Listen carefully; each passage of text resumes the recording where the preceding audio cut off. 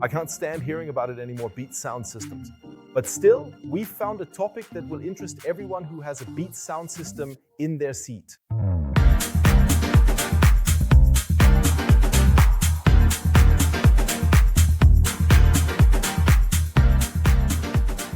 As you probably already guessed, it's about bass with Beats, because with the original Beats woofer, we hear from so many customers who say there's nothing coming out, basically no bass at all. And today, we have a very special and comprehensive product presentation for you. That is solely and exclusively about replacing the factory subwoofer in the Beats sound system. We are not talking about adding an external amplifier or any other complex components. This is just about the simple process of replacing the woofer in the Beats sound system itself. Of course, you are always more than welcome to write your specific questions or feedback in the comments section below, or share whatever else might be on your mind today. Or you could just give us a quick thumbs up if you find yourself especially interested in technical topics like the one we are covering today. First, we have the Rock 8 D2 woofer. This is the subwoofer that practically has the same dimensions as the original Beats subwoofer and can also be mounted in the spare wheel. And here we've already integrated a 20 centimeter subwoofer with a bass reflex port already open, and of course the appropriate connectors so you can plug the Beats connector back in. This high-performance subwoofer now features dual 2-ohm voice coils, which provide the absolutely perfect impedance match for the integrated Beats sound system. This specific configuration ensures that we can really extract the maximum possible performance and power out of this woofer. And the corresponding counterpart to that impressive unit is the Drive-10-Flat BRP.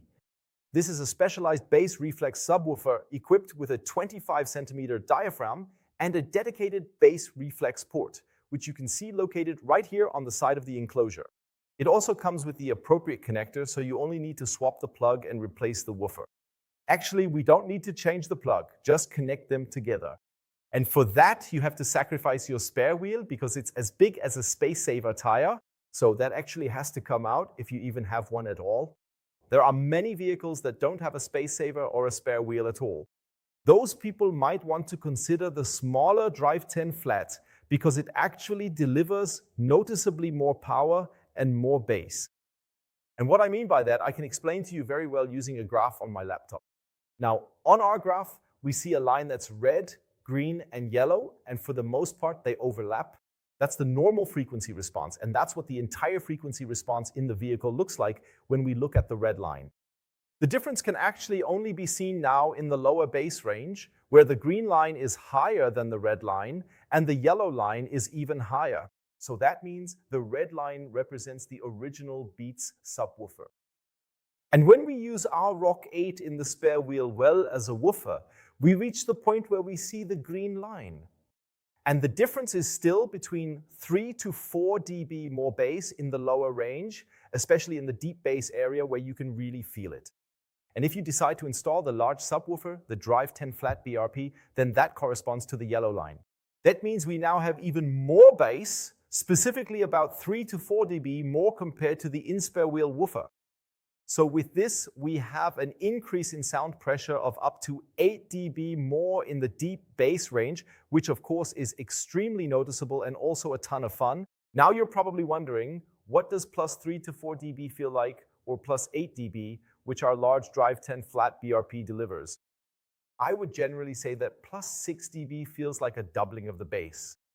So you can't pinpoint it exactly, but it's said that 6 dB is a doubling, and then you can roughly estimate that one is just under a doubling and the other is just over a doubling of the bass range. I have something even more impressive for you, something that can take things up another notch. But first, I want to introduce you to the drivers that are integrated into the subwoofers. We really need to talk about that briefly. They are extremely flat. These are our AIRF drivers. The F stands for flat, and we've already integrated a neodymium magnet here, which is inverted inward so that nothing protrudes outward. Yet it still provides extremely strong magnetization and very good cooling. This makes the subwoofer very lightweight, but still just as powerful as if it had a big magnet on the back. So this really is top quality when it comes to subwoofers. The same, of course, applies to our 25 centimeter subwoofer. That one looks even more impressive. Here we have an extremely shallow installation depth, just 6.8 centimeters. And yes, there's a massive voice coil inside here. So the quality of the woofers that are integrated here, which allows us to build such small and flat enclosures in the first place, naturally also requires extremely awesome subwoofer chassis. With the Drive-10 BRP, you should also keep in mind that we have the multi-Molex terminal attached here. That means we have two Molex connectors, one at 0 degrees and one at 180 degrees. Of course, you can also use this subwoofer as a single unit with completely standard push terminals, but with the included adapter plug, we've given you the option to simply connect it to the Beats connector here and attach the plug from our connection directly to the 0 degree phase. If you accidentally plug it into the 180 degree phase, which is certainly possible, it won't damage anything, but the perceived bass volume will decrease because then the front speaker system, along with the other speakers from our Beats speaker system, would essentially be running out of phase. So, in the case of the Drive-10-Flat BRP, please make sure to plug it into the 0 degree phase and then connect it to the Beats sound system. With the Rock 8, this question doesn't arise because this subwoofer has been specifically prepared for use with these connectors. That means we don't have any other connection options. Here, it's automatically set to 0 degree phase and you can't plug it in incorrectly. We made this video especially for you because many of you have always asked if there isn't an even simpler way to add bass, since the front speakers are actually loud enough for me, but I'm just really missing that bass that makes it fun. That's why we made this video.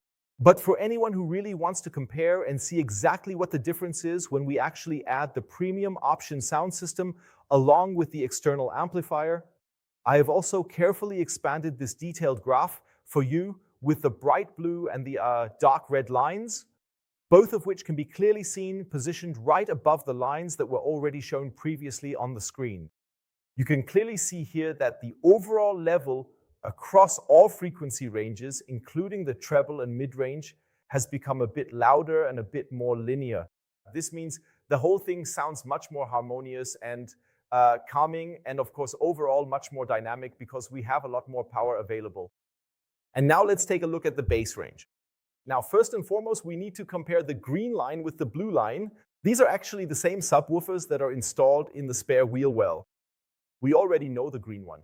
Connected directly to the car radio, it already delivers more than the original red line from the Beats subwoofer. But now, compared to the blue line, we have another increase. An additional 8 dB more bass at the peak, and that's really quite significant. If we now compare the yellow line with the red line, that is, with the upper red line, we actually see another increase of 8 dB. That is, the Drive-10 BRP is operated directly on the Beats amplifier, and the red line, the upper one, is with the option amplifier using the DSP-6. And of course, there's more power in that setup, which results in significantly more bass.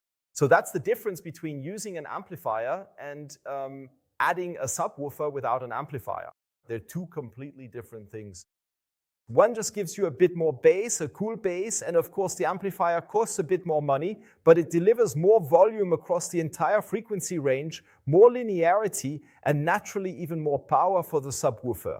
So I hope this graph helped you a bit to better assess what you want to go for. Whether you're driving a Seat Leon, a 5F, a Tarraco, or an Ateca, we list in our web shop for these products which vehicles are generally best suited for this subwoofer replacement option, what actually works, and we specify each vehicle individually so nothing should go wrong. It's also important to note that everything we've presented to you in this video, the subwoofers that can be directly integrated and optimized for the Beats system, these are the 2 ohm variants. If you happen to like the DSP-6 amplifier, which provides the excellent option to add various sound systems, you should know that all of those work perfectly with the D4 woofers. So they basically look almost exactly the same, except for the fact that the ending is slightly different because they feature different electrical impedances. These specific impedances are then optimally and carefully matched to the high-quality option sound systems to ensure the best performance. So you should maybe take a moment to consider which option you want to go with.